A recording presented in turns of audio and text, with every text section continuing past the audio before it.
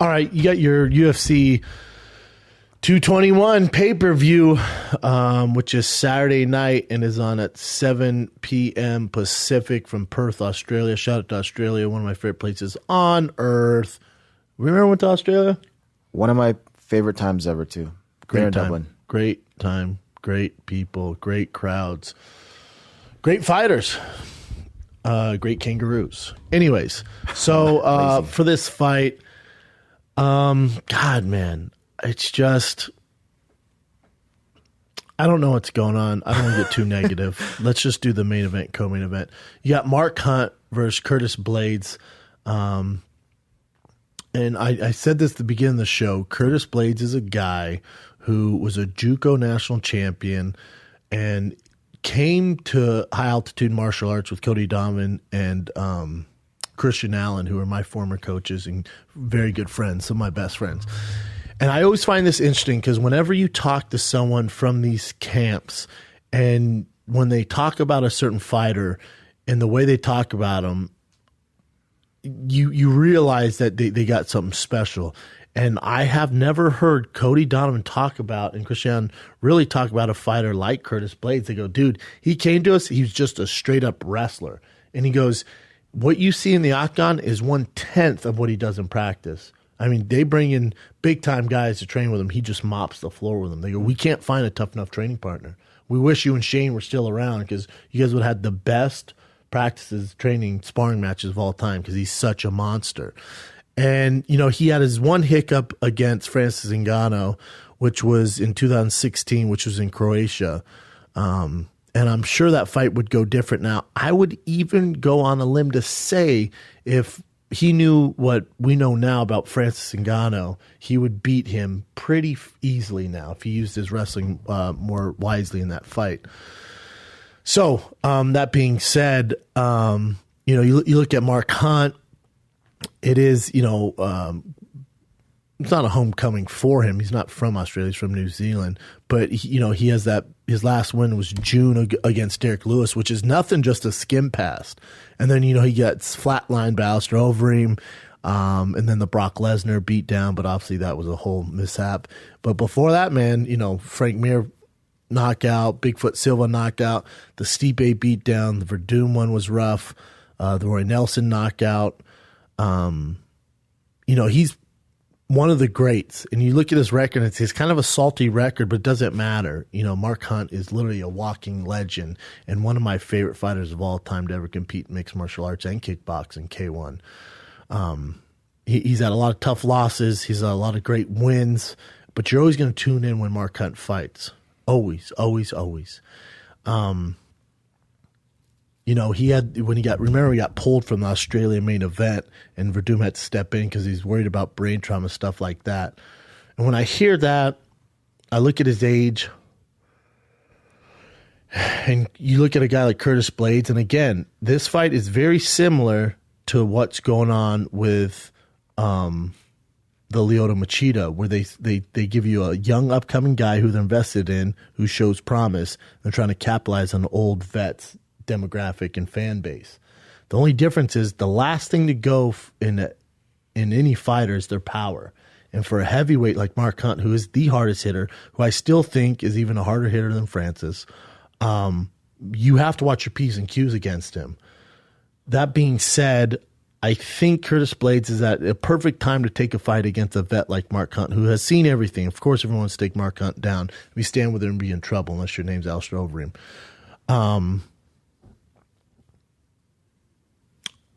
Yeah, do we know the odds on this?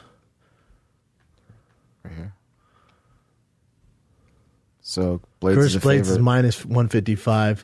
Mark Hunt's plus 150, 135. So it's close. I was hoping Curtis would be an underdog, so I give you guys an underdog pick. I like Curtis Blades in that fight. And I will say by decision. Goes 3 rounds. Curtis Blades gets in a little bit of trouble, but he gets it done through takedowns. Not the most exciting fight of the night. But Curtis Blades gets a huge win. Then the main event, Yoel Romero, Luke Rockhold. I'm not mad at this fight at all. I'm mad at our boy Whitaker. I'm not mad at Whitaker. I'm mad that the fight didn't happen. Yeah. I'm such a big Whitaker fan. You guys know I'm a dick rider for Whitaker now. I think he's the perfect size. He's what he's putting together right now. He gives so many guys trouble. I was dying to see him versus Luke Rockhold. Didn't happen. He had staff. Hopefully he'll be better now. So you got the interim middleweight title. Get another interim. So Yoel Romero versus Luke Rockhold's a great fight. Amazing fight. I think if Luke Rockhold is ready and has everything together and his camp's good, and he's been training with DC and he's been training with his original team. His issue is that left hook. He seems to have some sort of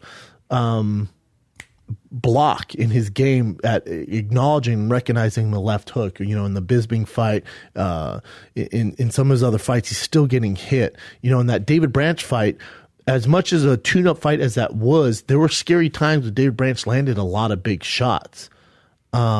Which is scary. So, he did beat David Branch. He actually broke David Branch. And that was a good warm-up fight. You can't really warm up against a guy like Yoel.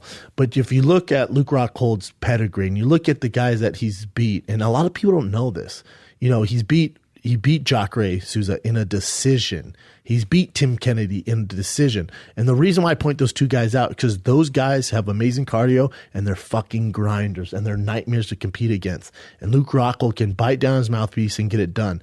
The other thing is with Yoel Romero. Yoel Romero's always kind of the bigger, stronger guy in the cage. He won't be Saturday night. Luke Rockhold is a massive, massive middleweight. He's actually probably the biggest middleweight in the division. And he also has the skills to back it up. He has very underrated grappling. Like what he did against Branch. Branch is a Renzo Gracie, John Danaher black belt through and throughout, and he made him look amateur. Got to mount, did work, and then choked him out. Well, basically submitted to punches. But that he had started on the ground. He took him down and did work. He has very, very underrated grappling, and it's some of the best, if not the best, in the middleweight division. Besides Jacare, but he did beat Jacare before. For Yoel, he rides and dies off his athleticism. He has that flying knee. That flying knee is not going to be an asset for him in this fight because Luke Rockhold really doesn't shoot like that, like a traditional freestyle wrestler. He really doesn't level change like that. He's very long, likes to stand on the outside, likes to use kicks. I think he might get Luke down. That being said, Luke stands right back up. Luke's a much bigger man, and he's actually a lot better on the ground. The one advantage that Yoel will have in this fight is in the clinch and the grappling, but I don't think that's a big enough advantage to beat Luke Rockhold. If Luke Rockhold is training with his AK team, he has the right frame of mind, I think he gets a TKO in the second round against Yoel Romero. So I will take Luke Rockhold via TKO second round. Sweet. Let's see who's the favorite. Oh, it's close too. They're both close fights. Yeah, I think. So you got, man. They got all those weird names on there, but I've never heard of most of those companies. So you got -145, +115. Those are so close in MMA. It's basically even money. All the fights on this card, there's no huge favorite. There's really not, as far as the main card goes. Either way, though. I like the fights. I like Curtis Blades, Mark Hunt. I like Luke Rockhold, Yoel Romero. Those are fun fights. Is it a pay-per-view? No. But I will definitely get it. I will be watching. You think Yoel's going to win? If Brian was here right now, and we'll get his opinion tomorrow on the Fire and the Kid, because Brian loves both these men, but I assume Brian picks Rockhold. I think Rockhold too, but I take Hunt though. You take Hunt? Yeah. That's fair. I see that. I can easily see that. I'm obviously biased. Curtis Blades trains with my old team. I'm biased. I am. Mm-hmm. And you guys know this. But I will take Curtis Blades. And I hate picking against Mark Hunt because I actually love Mark Hunt. But he looks good now too. Mark Hunt? Yeah. Looks like a leaner, a lot leaner. That's trouble. Yeah. And as heavyweights, they can go later into the age, and he's going to be a handful for him, no doubt. So there you got it. I got Rockhold via, I say, second round TKO. I could even see it going third or fourth round TKO, but I'll call it second round right now. Really, you know what? I'm going to take that back. I think it happens later in the rounds. I think as the cardio kicks in and Yoel starts to get tired like he does and he can't rest, Luke's going to land a body shot and then a head shot and put him away. So I will say third round TKO, Luke Rockhold. I retract my second round. I will say third round. and then Curtis Blades via decision.